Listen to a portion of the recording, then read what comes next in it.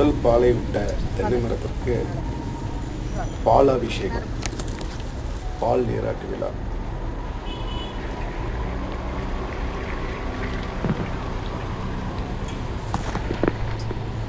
பண்ண பெருகி நான் வச்ச அத்தனை மரமும் பூத்து குளிங்க இறைவனிடம் வேண்டிக்கிட்டு அந்த முதல்ல பூத்துத தென்னை மரத்துக்கு மரியாதை செய்யும் விதமாக இதை நாங்கள் செஞ்சுருக்கோம்.